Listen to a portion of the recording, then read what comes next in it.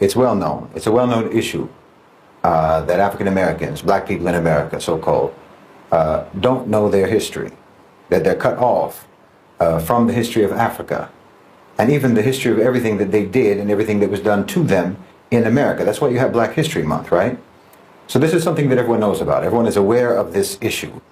But the truth is that so-called white people don't know their history either. Their history in America or their history in Europe. Americans generally don't know history, which is incredibly useful when you consider the fact that history repeats itself.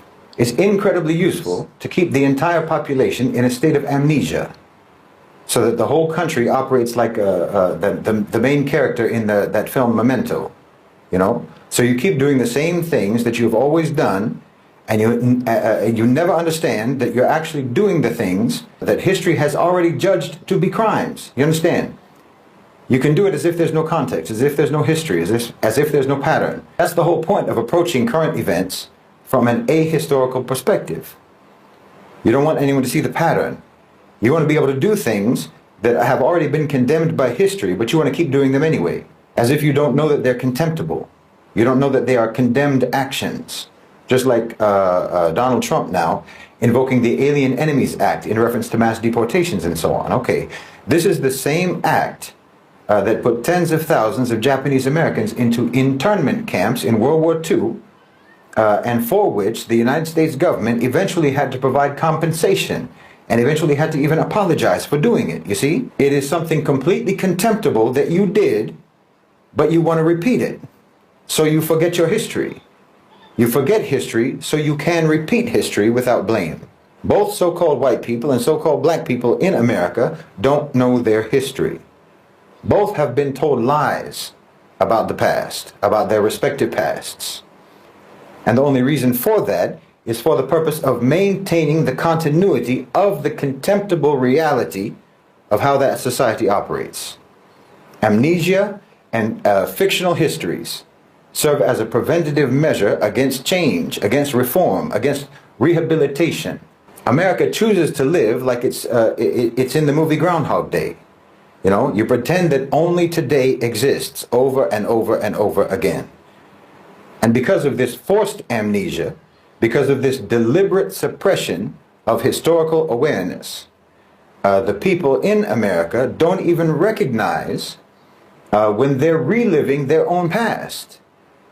They think that they're facing something new. They think that they're responding to some unprecedented crisis every time. If you have no recollection where the road leads that you're on, then you'll keep walking it again and again, never realizing that it has already led you into disaster after disaster, dozens of times before. And this is exactly the condition that the rulers in America want, that the elite of America want, not just for black people, not just for so-called white people, but for everyone. Because the most effective way to ensure that a crime continues is to make sure that it is never recognized as a crime. To make sure that every time you commit that crime, it feels like the first time. You know? So when Trump talks about invoking the Alien Enemies Act, most Americans don't hear the echoes of history from that. They don't hear the voices of the Japanese Americans who were dragged from their homes and put behind barbed wire for years and years. They don't remember that that country had to apologize for doing exactly what they're about to do again. The American mind resets every morning, and that's the perfect condition for those in power. Because if people really understood history, then they would recognize that nothing about the American system is accidental. Every aspect of it, from its racial hierarchies to its economic disparities to its unjust foreign policies, is simply the continuation of an old script, a script that has played out again and again, always leading to oppression, always leading to exploitation, always leading to war, always leading to misery. And this is why in America history isn't taught. Fiction is taught, legends are taught, myths are taught, but not history. Because real history would be dangerous. Real history would break the illusion and potentially break the cycle. So-called white people in America know a version of history. They know a story. They know a narrative that has been carefully crafted to shape how they see themselves, how they see their ancestors, how they see their nations and their place in the world, and how they see everyone else. And this ignorance, this deliberate miseducation that they have imposed upon their own people, allows the same crimes to continue. What most white people in America and Europe believe about their history is not history at all. It's mythology, designed to produce a specific kind of person. A person who does not feel guilty, a person who does not feel accountable, a person who does not feel responsible for ever changing anything because they don't think they're doing anything wrong. They're taught that their ancestors were pioneers, their ancestors were explorers and builders of civilization, that they've brought progress and democracy and enlightenment to the world. They hear about the Renaissance, they hear about the Industrial Revolution, they hear about the Age of Discovery, and so forth and so on. And not about enslavement, not about genocide, not about the theft, not about the destruction that their people are responsible for. They're not taught that their prosperity was built on unimaginable suffering. They're not taught that their systems of government, their financial empires, their very sense of national identity are all rooted in exploitation. They don't know about the crimes. They don't know the real legacy of their people. And so they don't change. They don't have to change because they don't even realize what they need to correct. You know, when we look at colonialism, for example, the history that's taught in Western schools is usually an abstraction. Colonization is framed as something that it just sort of happened a long time ago, you know, something that was maybe unfortunate, but it was inevitable, and ultimately it represented progress, and there were many beneficial things to come from it. Never mind the millions of Africans who died in the Congo Free State under King Leopold. Most white Americans have never heard of them. Never mind the Bengal famine of 1943 when millions of Indians starved to death due to British policies. They don't even know about it. The fact that the American police forces evolved from slave patrols, they don't know about that either. And they're not any more informed about the ongoing crimes, like the pillage of African resources today, the economic neocolonialism that keeps entire regions of the world impoverished, the exploitation of labor in the global South. These aren't relics of history. That's the present day reality of what your people are doing. But the story that that white people are told does not include those realities, or else it packages those realities deceitfully and dishonestly. They package them dishonestly and deceitfully in the past just like they do now. The irony is that when they're confronted with the truth, many of these people will react defensively. You know, I didn't do that. That was in the past. Why should I feel guilty? But this reaction in and of itself reveals how little they're really understanding. It's not about guilt. It's about responsibility. You know, if a person inherits a stolen house, they may not have stolen it themselves, but they still live in it. And if they refuse to acknowledge where that house came from or how it came into their possession, if they insist that that house is rightfully theirs because the crime happened a long time ago, well, then they're complicit because the theft is ongoing. The crime never really stopped. So when people don't know their history, they cannot recognize when history is repeating itself and when history is actually just a continuum into the present. This is why so-called white people in America can watch their government arm and support genocide in Gaza, bomb Syria, Iraq, Yemen, and so on, and actually believe when they say it's for the purpose of security. They don't see the colonial mindset at work. That's why they can see corporations, for example, Western corporations, strip mine Africa for resources and not connect that to the centuries of plunder that came before. This is why they can hear about mass incarceration, about police brutality and systemic racism in the United States, and not understand that these are not new problems. These are just new forms of an old system. These are new manifestations of the same system. And this is why they don't resist, why they don't challenge the structures that continue to exploit and continue to oppress, because they don't even recognize those systems as continuations of the age-old exploitation and oppression. The truth is, white people have been colonized too. Not physically, not economically, but psychologically. They've been conditioned to believe in a history that never happened. A history where they were always the heroes. A history where they were never the villains, and where their victims were villains. And as long as they live inside that fiction, well, they'll continue to perpetuate the same crimes of their past, even without realizing it. which just means that we're not even talking about past crimes. We're talking about ongoing crimes from the past until today. Like I said, it's a continuum. If there's ever going to be any real change, if there's ever going to be any hope for justice, then so-called white people have to actually learn your history. Not the history that makes you feel proud and makes you feel good, that makes you feel comfortable, but real history, the history that makes you uncomfortable, the history that you've denied all this time.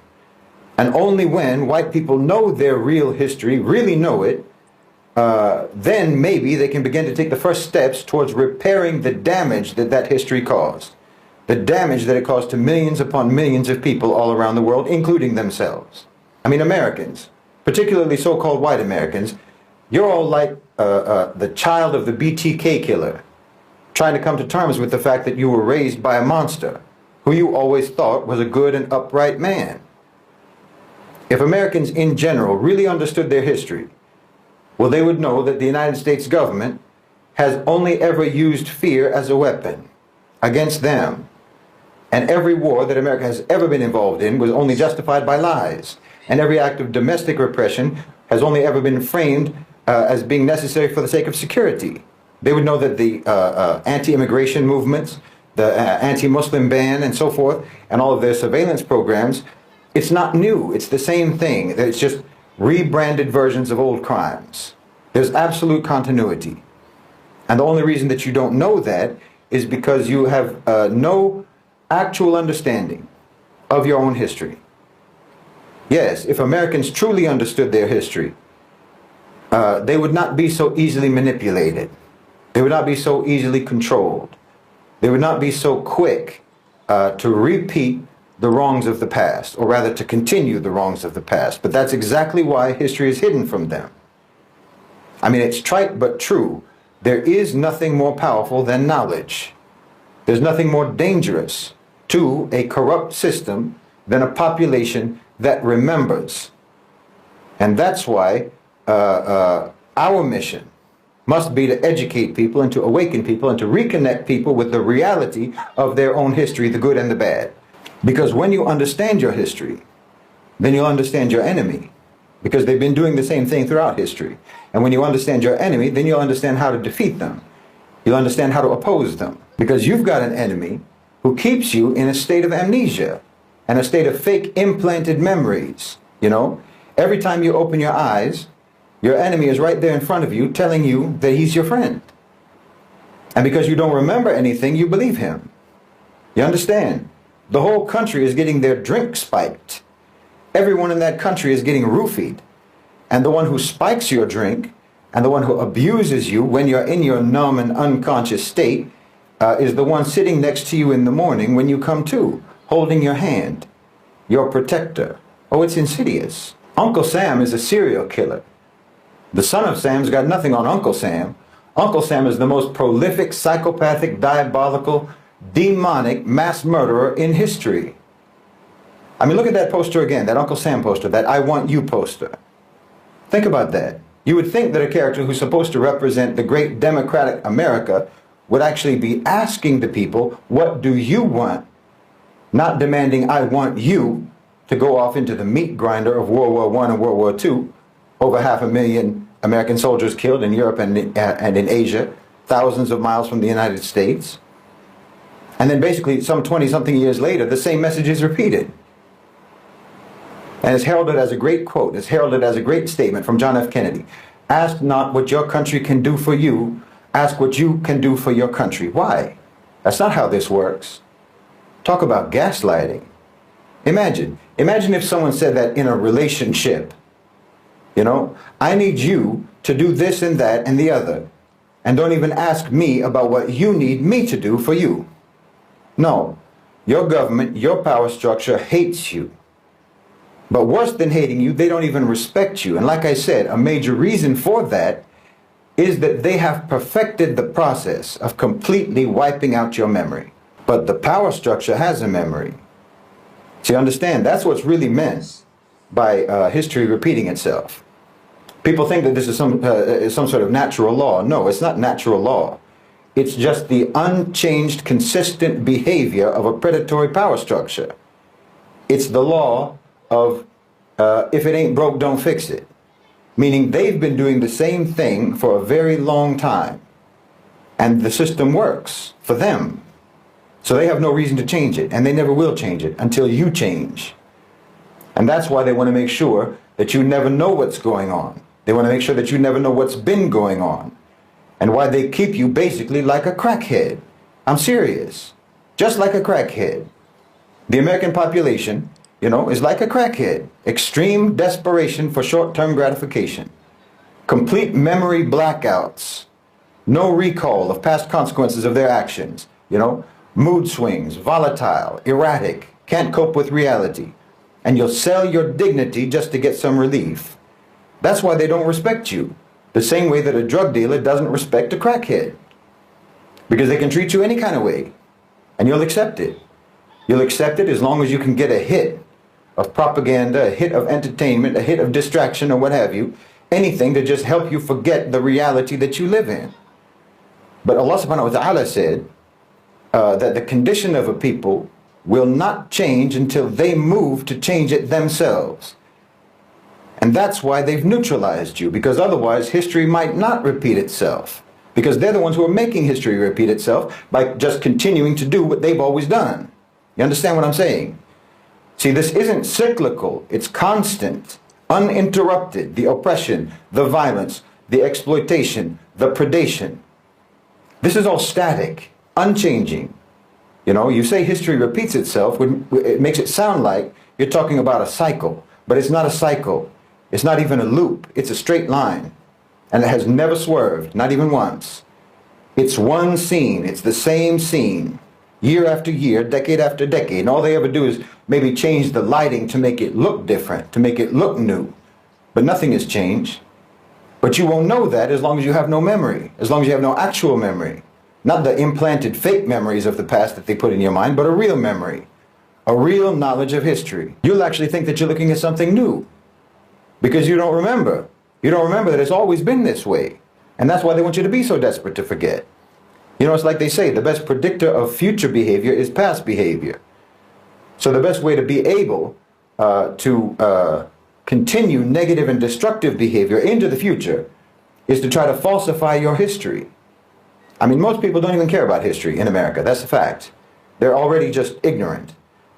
But the ones who do have an interest in history, they're fed a fictitious history.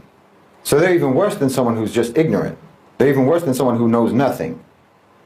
Because it's actually better to just know nothing than to believe something false. The one who doesn't know anything can at least learn. They're at least empty, and information can be put in that emptiness. Whereas someone who already believes something false, thinks he already has the knowledge, thinks he already has the information, and that makes him immune to learning. But then, of course, there's also the fact that the history is so horrific, the history is so brutal, that there's already a built-in incentive to deny or to dismiss it. Because it can be absolutely soul-crushing to try to come to terms with. Like I said, it's like finding out that your parent is the BTK killer. How do you process that? Most people would just reflexively deny horrible realities because they've already built their whole life around the assumption that the reality that they live in is not horrible. You've been drinking blood your whole life thinking it's cherry Kool-Aid. You know, the torch of the Statue of Liberty isn't a guiding light, it's an arsonist's weapon. That's what burned down villages in Vietnam. That's what set fire to Iraq and to Afghanistan. And that's what lit burning crosses all over America. You've been living in an alternative universe. So-called white Americans are like Manchurian candidates, committing or being accomplice to heinous crimes decade after decade after decade, insulated by the hypnotic state of the false version of history that they believe. That's why I've said so repeatedly, your so-called civilization has betrayed you. Your so-called civilization has duped you. They got you to sign off on policies that they told you were for the protection of liberty and justice, but were actually policies for mass murder, crimes against humanity, war crimes, savagery, and enslavement, all for the profit of others. Others who view you as nothing but useful idiots. And now you're incriminated. Now you're accomplices. Now you're taking the fall. But you've got no one to blame but yourselves. But you know what the biggest fraud is? You know what the biggest control strategy is that they use? It's not entertainment.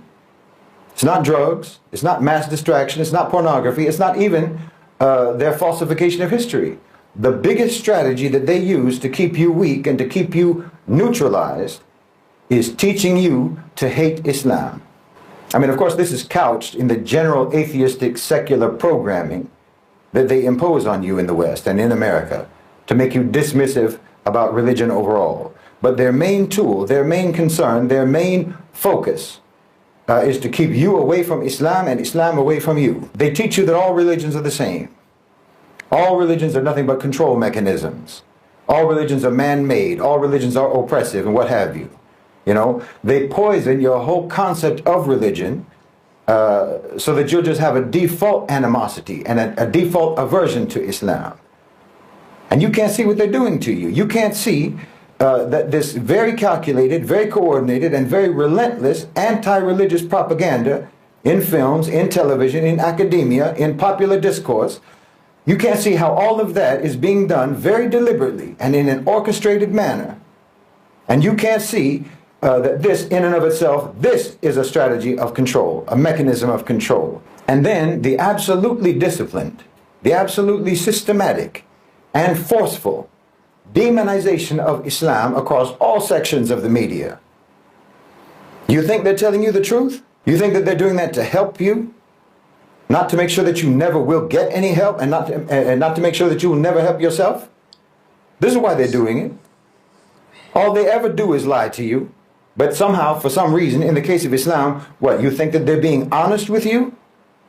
You know, they've pushed this idea on their people, on the public, that atheism is the most rational and the most realistic, the most reasonable, the most scientific, the most logical, and the most intellectual position that anyone can take. They've pushed that narrative, and they pushed it hard to where people are embarrassed to admit that they're religious. Whatever religion it is, doesn't matter. When the truth is that atheists are the most objectively ludicrous people on the face of the earth. But no one wants to say it. No one wants to point out this obvious reality because it goes against the official narrative. It goes against the official narrative of what smart means. No, this is all being pushed on you just to keep you foolish. It's being pushed on you to keep you neutralized. Just like everything else that they popularize. I mean, think about it. Atheists only believe in what they can see or hear or touch or measure. But human senses are weak. We just see a fraction of the light spectrum. We hear only a small range of sound. We can't detect most of what exists around us. Your so-called empiricism is absurd. The ocean covers 70% of the earth, but 80% of its life is undiscovered. You know, 85% of the universe, they say, is dark matter. Scientists know it's there, but they can't see it. So how can any atheist claim certainty about what exists and what doesn't exist? It's like asking Stevie Wonder if you're wearing a nice color scheme. And you know, they tell you that you don't have to believe in God in order to be a moral person, in order to be a good person, and so on. But you need the government, don't you? You need the government to tell you, don't you? They'll tell you that all religions are man-made, but by the way, you better follow all of these man-made laws that we just wrote down or we'll put you in jail. Okay, you can be moral without religion. Where's the proof? The 20th century was the most atheistic century in human history. And it was also the most viciously violent and inhumane and immoral century in history. Yeah, okay, you can still walk when it's pitch dark, but you can walk a whole lot better in the daylight. You can walk a lot better and you can walk a lot more safely. Honestly, they're making fools of you. And like I said, it's glaringly obvious what religion is the one religion that they most want you to stay away from. And it's not Christianity, and it's not Judaism, and it's not Buddhism, and it's not Hinduism. It's not New Age spiritualism, no. The most vilified, the most reviled, the most slandered, and the most systematically, relentlessly demonized religion is Islam. Slandered and demonized by the power structure that is absolutely committed to keeping you in the dark about everything, about your history and about your present. Why, it couldn't be more obvious. You know, this is where a lot of people hit a wall. They hit a wall in their ability to reason when it comes to Islam. There's people that like to believe that they have successfully extricated themselves from the indoctrination and the programming. Right up until you start talking about Islam. Then the indoctrination and the programming kick in with a fury. You know, there's people who will say, yes, the government lies. Yes, they lied about history. Yes, it's miseducation. Yes, they lie about this and they lie about that, and all the popular narratives and all the discourse are just controlled. Except for the lies that you taught me that I still believe in. When it comes to religion, when it comes to Islam, it's uncanny. You know, you can actually find that rare American, that rare Westerner, who can have a conversation where they express thoughts that actually harvested in their own minds. It's rare, but it can happen. Where they're not just regurgitating talking points and prepackaged arguments that were spoon-fed to them by the media. You can do that right up until you start to talk about Islam, and then suddenly you find that you're talking to a robot. Suddenly they're just reciting from a script. You know, this programming goes deeper than anything else, and it's glaring. And that tells you that the single most important priority for American control and domination and neutralization of the population is to keep them away from Islam, which should tell you, if you're a thinking person, if you're an intelligent person, that should tell you that they know that Islam is the single most important key to your liberation. You can reject what I'm saying, that's fine. That's up to you. But just know that this is you wanting for yourself the same thing that the power structure wants for you. And they have never wanted anything for you except for subjugation, marginalization, and neutralization. So you can keep drinking that cherry Kool-Aid if you want. Hello guys, welcome back to my YouTube channel once more. Tesi Reaction is my name. Kindly, if you are watching this video for the first time, make sure you subscribe, like, share and comment. So guys, hope you have watched a very powerful message from our fearless activist called Shahid Bolsen. Shahid Bolsen is the fearless activist. He's the one now. He's now supporting we as Africa, and he has been fighting for we as black people for so long. And this time round, he has just sent a direct message to Donald Trump, and he don't fear anybody. And this now the few leaders now that we have in as we are now seeing as the only hope for Africa. We have Shahid Bolsen, we have Dr. Arikana, we have Ibrahim Traore, we have Julius Malema, and we have Louis Fargan. Those are the guys that now they are only hope for Africa, because as African leaders are the pupil to these people. All African leaders are the pupil to these Western countries, because these West countries, those West countries don't like a brave leader. They don't like a revolutionary leader. They don't want a visionary leader. They just want a leader that they can be used to climb on it, and they can be used to steal the resources of Africa.